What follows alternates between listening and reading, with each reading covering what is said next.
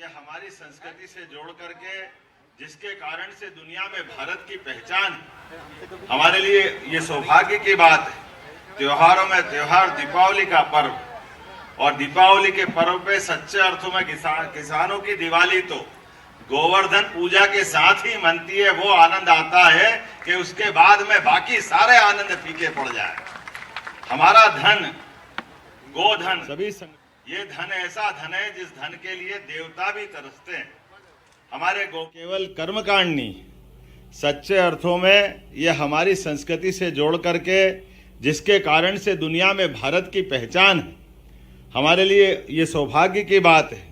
त्योहारों में त्योहार दीपावली का पर्व, और दीपावली के पर्व पे सच्चे अर्थों में किसानों की दिवाली तो गोवर्धन पूजा के साथ ही मनती है। वो आनंद आता है कि उसके बाद में बाकी सारे आनंद फीके पड़ जाएं।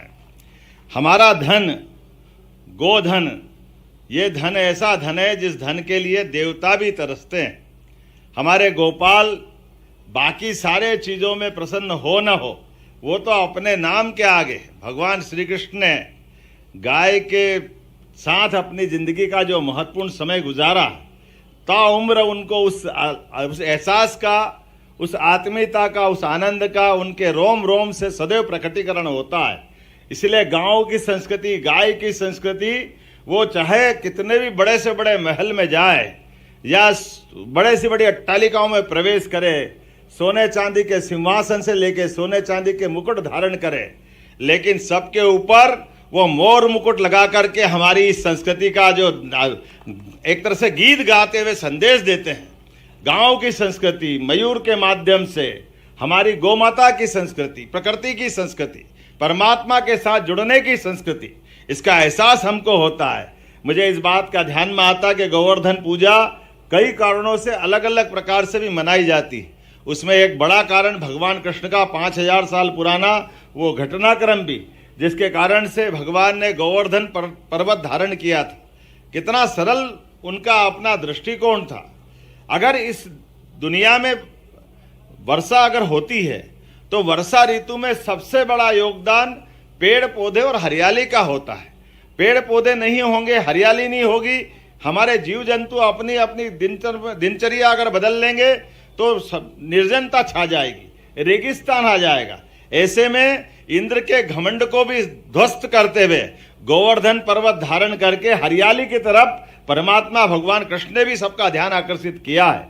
हम इस बात के लिए आनंद में डूबे हैं कि जब हमारे अपने परमात्मा ने, लेकिन वेदों के माध्यम से भी अगर हम ध्यान देंगे तो हमारे लिए गावो विश्व मात्र, मतलब हमारे जीवन में परमात्मा की दया से माँ के बाद माँ के समान लालन पालन करने का जिसने कोई स्थान पाया है इस चराचर जगत में, वो एकमात्र 33 करोड़ देवी देवताओं की जननी हमारी गौ माता है। हमें इस बात का गर्व है।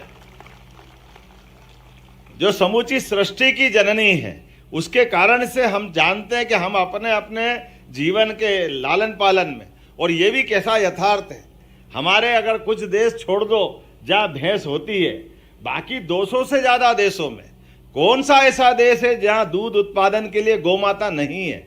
इसलिए मैंने जो कहा है, जो वेद वाक्य वो ध्रुव वाक्य, सत्य वाक्य, कि गाय माता के बिना इस मानवता की कल्पना करना भी मुश्किल है।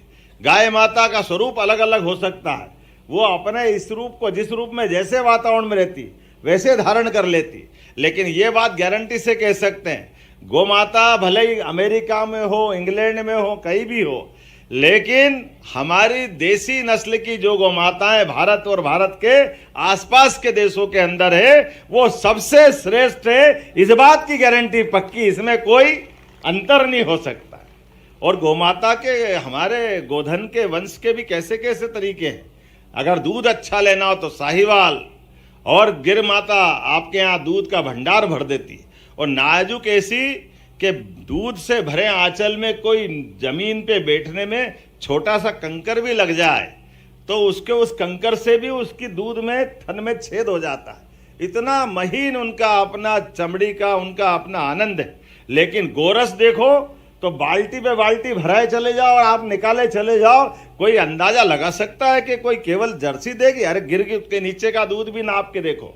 10-20 लीटर तो मामूली बात। मैं तो ऐसी कई मेरे अपने घर के अंदर का मेरा अनुभव बताता हूँ।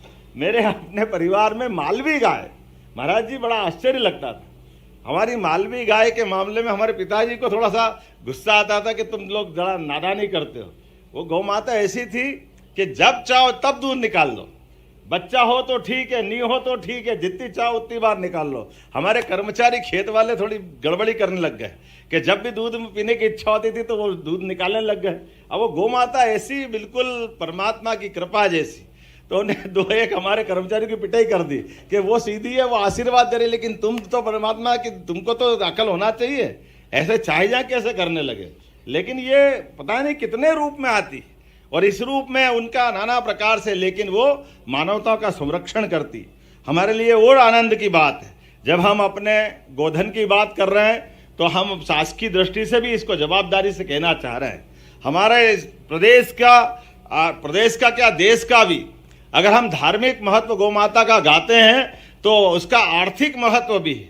हमारे लिए गोवंश के आधार पर कृषि आधारित व्यवस्थाओं में गोवंश के बिना कल्पना करना मुश्किल है।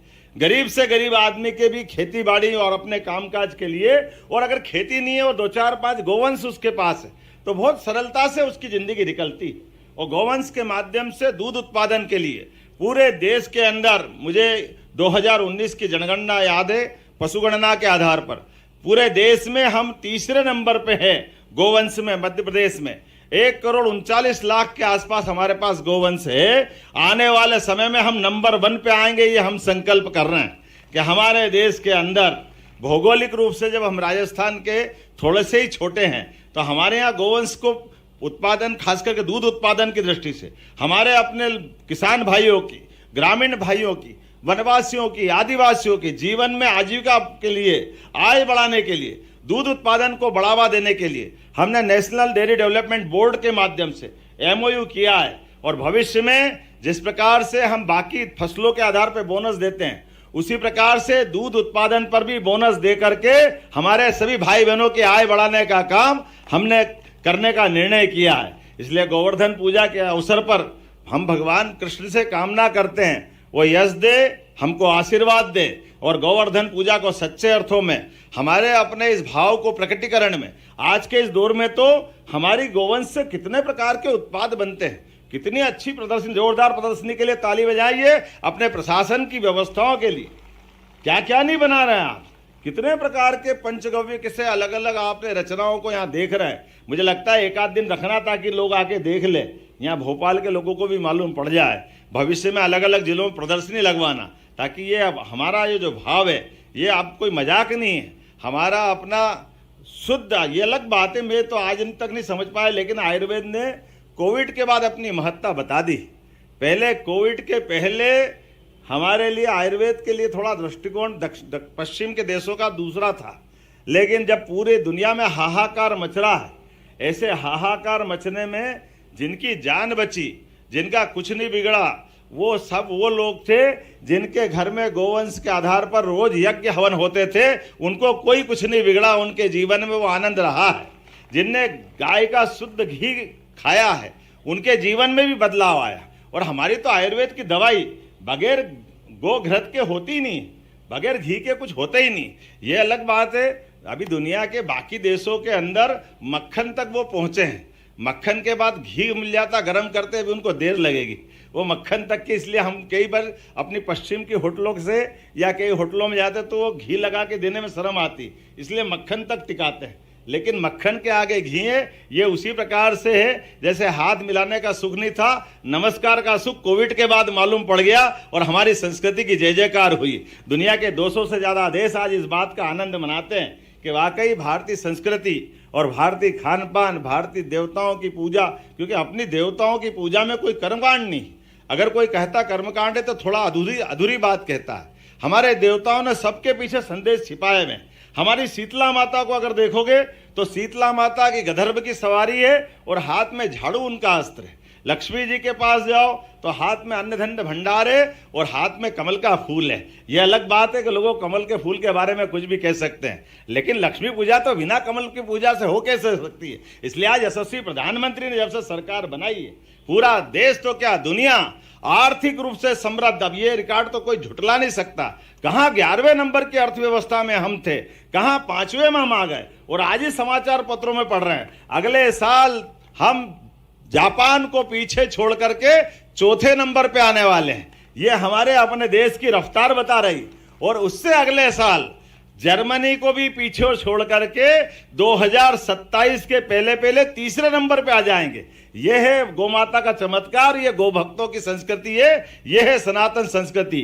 मेरी अपनी ओर से आज के इस अवसर पर मैं अपने मित्रों को सबको बधाई देना चाहूंगा कि हमारे अपने सरकार के बजट में 590 करोड़ का प्रावधान 2024-25 के लिए हमने पशुपालन मंत्रालय के किया। इसलिए हमने कहा लखन भैया थोड़ा कम बोलो, ये पावर आपको ही दे दी है, जो कुछ देना है आप ही को देना है, आप किससे मांगोगे? अरे सरकार के मंत्री को तो देने के लिए उदार होना चाहिए। जोरदार ताली बजाओ, जो जो मांगोगे सब देंगे।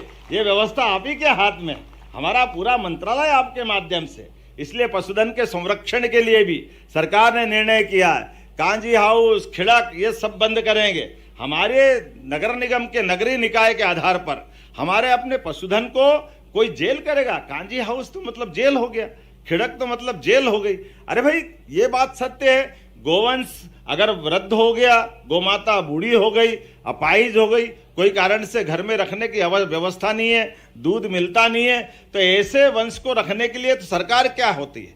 सरकार इस सब बातों में तो मदद करती है। तो हमने निर्णय किया कि सभी बड़ी बड़ी नगर निगम में 5,000 से लेकर 10,000 तक गोवंश को रखने की व्यवस्था सरकार करेगी। हमारी अपनी गौशालाओं को चलाने की जवाबदारी हमने हमारे नगरीय निकायों को दी है। और धीरे धीरे करके लगातार पूरे प्रदेश के अंदर, और जो गोधन दूध देता है जिससे 2 बूंद घर पे मदद मिलती है, ऐसे गोधन को लोग घर घर पाले। इसलिए हमारी सरकार योजना बना रही है कि 10 से ज्यादा गाय माता जो पालेगा उसको विशेष अनुदान दे करके हम अपने गोपालन के इस भाव को बढ़ाएंगे। क्योंकि ये केवल अभी अपने यहाँ कोई बच्चे पोषकता में कमजोर होते हैं तो पशुपालन विभाग के बजाय हमारा समाज कल्याण विभाग पता नहीं क्या क्या देता है। अरे छोटी सी बात, अगर हर बच्चे को दूध मिल जाए तो दूध में तो अमृत छिपा हुआ, वो अपने आप पोषक हो जाएगा। इससे बढ़कर क्या छिपा हुआ? इतना सरल वाक्य किसी को नहीं मालूम, ये बड़ा अटपटा लगता है। लेकिन कोई बात नहीं, आज नहीं तो कल ये यथार्थ सब परिचित होंगे। आज के इस अवसर पर अब हमने मनुष्यों के नहीं, गो माता के लिए भी गो एम्बुलेंस चालू की है। कोई अगर बीमार होती है आप फोन पे कॉल करो, गो एम्बुलेंस आकर के तैयार होगी और उनके कष्ट मिटाएगी। और साथ ही साथ गो अपराध को लेकर के, गो कसी वाले मामले में कोई भी पकड़ाएगा तो उसको 7 साल की सजा रहेगी। ये हमारी सरकार ने निर्णय किया है इस कानून के माध्यम से।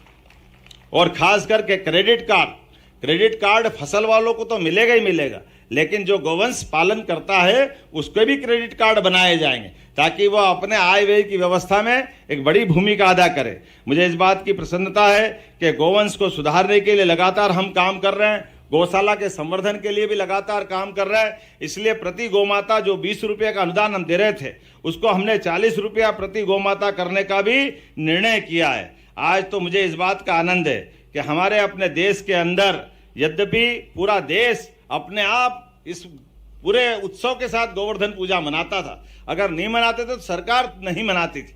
कोई बात नहीं, जब जागे तब सवेरा। आज हमने शुरुआत की है कि अपने पूरे प्रदेश के अंदर सभी सांसद, विधायक, मंत्री, हमारे जो भी जनप्रतिनिधि चुने हुए हैं, हर जगह से गोमाता के इस गोपालन के संकल्प को पूरा करेंगे। गोवर्धन पूजा को धूमधाम से मनाएंगे। और आज के इस अवसर पर यह जरूर बताना चाहूँगा, आने वाले समय में हमारे अपने विभिन्न प्रकार के दुग्ध संघ के माध्यम से अलग अलग प्रकार से क्रमशः अभी 11,000 गाँवों में दुग्ध सहकारी समिति बना करके दूध उत्पादन को बढ़ावा देने का हमने निर्णय किया है। इसलिए अमूल डेयरी के संचालकों के अनुभव के आधार पर नेशनल डेयरी डेवलपमेंट बोर्ड को जोड़ करके हमने उच्च स्तर पर मीटिंग भी की है। गुजरात के साथ हमने इस संबंध में संपर्क बढ़ाए हैं और आने वाले समय में 51,000 गांव तक, अर्थात प्रत्येक गांव तक हमारी दूध उत्पादन क्षमता जो 9% है देश के अंदर योगदान देने में, इसको 20% तक करने का हमारा संकल्प है। गोपाल कृष्ण के आशीर्वाद से, आप सबके स्नेह प्रेम के कारण से निश्चित रूप से हम सफल होंगे।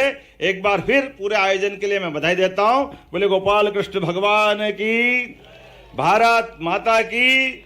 और एक और जानकारी देना चाहूंगा, हमारा 1 नवंबर का स्थापना दिवस था, अर्थात हमारा दीपोत्सव 5 दिन का और राज्य उत्सव 4 दिन का, ये लगातार 29 तारीख से चल रहा था, जब रन फॉर यूनिटी के माध्यम से सरदार वल्लभ भाई पटेल को हमने स्मरण किया था। और सरदार वल्लभ भाई वो व्यक्तित्व है जिनने आज़ादी के बाद सभी रियासतों को मिलाने का काम किया, उसके पहले अंग्रेजों के खिलाफ सशक्त आंदोलन चलाने का काम किया।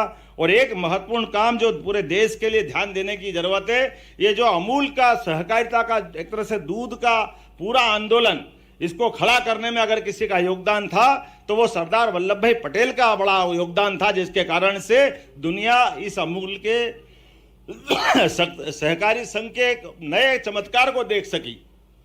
किसानों के लिए दूध के मामले में पूरे साल दूध का तो मूल्य मिलेगा ही मिलेगा। एक एक किसान को 1-1 लाख, 1.5 लाख, 2-2 लाख बोनस देती है अगर अमूल की सोसाइटी। तो ऐसे अगर हमारे प्रदेश में मिलने लगे तो वैसे ही दिवाली मंजा आनंद आ जाए, ये होना चाहिए कि नहीं होना चाहिए।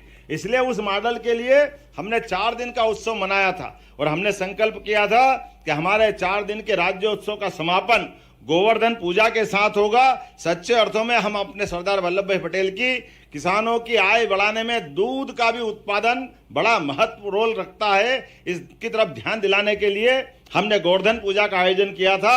आज जीवन में वाकई इस रविंद्र भवन का भी भाग्य एक अलग प्रकार से निकला होगा। आज गौ माता इसके प्रांगण में प्रवेश करी और आनंद का एक अलग प्रकार का अवसर आया। जोरदार अभिनंदन करते हुए मेरी अपनी बात समाप्त करता हूं। बोले गौ माता की बहुत बहुत धन्यवाद। बहुत बहुत धन्यवाद आदरणीय मुख्यमंत्री महोदय। इस सालगर्भित उद्बोधन के लिए निश्चित रूप से गौ रक्षा का और प्रकृति रक्षा का संकल्प हम लेंगे और अपने प्रकृति को, अपने जो दायित्व है उसका निर्वहन दृढ़ता से करेंगे। और इसके बाद मैं निवेदन करता हूं पशुपालन मंत्री आदरणीय श्री लखन पटेल जी से कि वे आदरणीय मुख्यमंत्री महोदय और